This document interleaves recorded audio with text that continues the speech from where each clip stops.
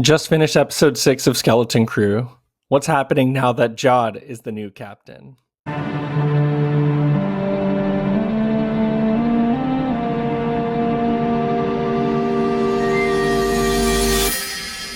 Bright Suns, everybody, Batuuboii here, and welcome to another review episode for Skeleton Crew. Like I mentioned before, obviously it's been a while since Skeleton Crew has finished and been completed. We have since now moved on to another Star Wars show with Andor Season 2, but I wanted to take the time to finish it and put out a review episode because my OCD has been killing me the entire time I hadn't put out an episode for it.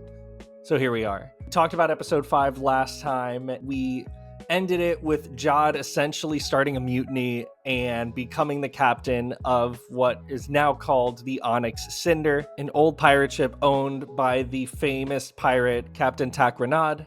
And we now see this episode here directed beautifully by Bryce Dallas Howard. Obviously is a big alumni for Star Wars. She directed episodes of The Mandalorian, The Book of Boba Fett, Tales of the Jedi, and now she's on Skeleton Crew. So shout out to Bryce Dallas Howard for just being such a big presence in the Star Wars universe. With this one, it is a lot more character development. So it's a nice kind of break from what we've been getting with just like action-packed stuff every single week. So this was very nice to kind of just take a deep breath and see how are the kids doing. So obviously at this point, Jod has been captured by Captain Brutus and his crew, and he's essentially playing pirate and fighting for his life and just, trying to be sneaky and use like his words essentially as a pirate to get out of this sticky situation that he's in. Obviously trying to promise getting the crew over to At-Aten and get this massive treasure. Obviously Captain Brutus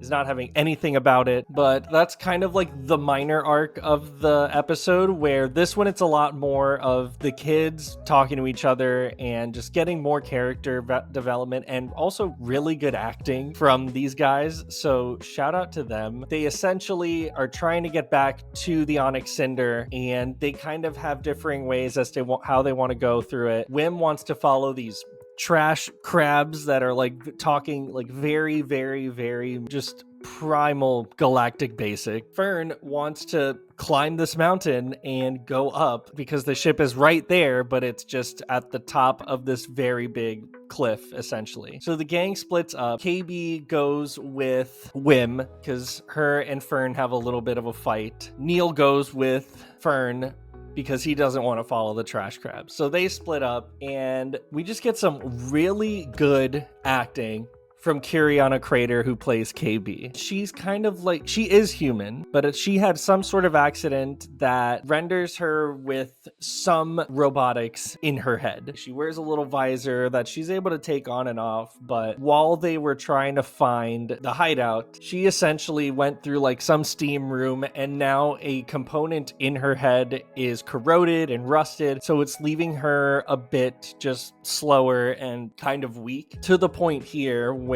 while her and Wim are following these trash crabs to God knows where, she begins to fall and is essentially telling Wim how to save her and just like kind of going step by step. But we also, while this is happening, get some sort of reveal that KB isn't really confident in saying no to Fern, because before Fern, she didn't really have any friends, and she said, if I don't listen to Fern, I'll have 0 friends again. Wim here replies with a very sweet, just don't worry, you'll still have me and Neil. So that was really cute. It gets really intense as she begins to just almost like power down and almost die. They're essentially creating this little cylinder, like a battery, that they have to put back into her head. Wim is just fumbling around with this and just freaking out. He's just able to go and get that taken care of, place it back into her head, and KB is all good now. Shout out to Kiriana Crater for just putting on a clinic in acting. We then go back to the trash crabs arc of the story, which I didn't notice this, but these are a good mixture of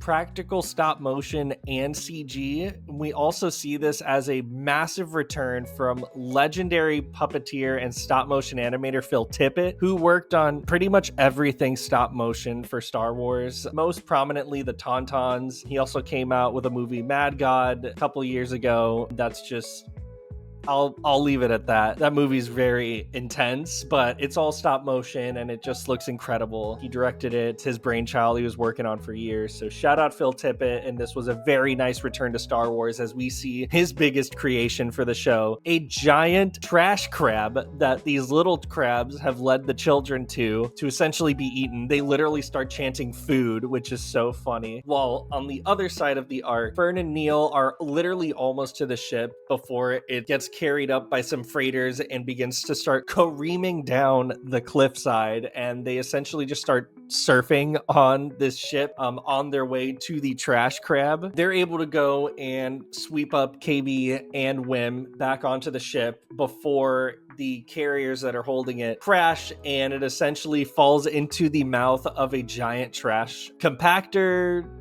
disposal. Like, it's essentially this thing with giant teeth that's shredding the ship up to pieces. They're trying to figure out how are they going to get out of here. In the previously on Skeleton Crew section, it harkens back to a scene of SM-33 telling Fern to never touch the emergency hull demolition sequencer, which is very mouthy, but it's essentially just this giant dial that he says never, ever, ever, ever to touch. Somebody's going to touch it. The ship is getting cracked. Like, they're trying to get the thrusters to like move backwards, and the ship is not moving at all. Fern turns on the demolition sequencer, and essentially all of these little micro explosions all across the ship blow up, revealing a tinier ship kind of like cocooning out of the rest of the ship, and they are able to escape. Again, this was a nice break and departure from just like non-stop action that we had been getting from the last episodes, and we got to see a lot more development and just a lot of like who these children are in the end. And again, just a huge shout out to KB, who was just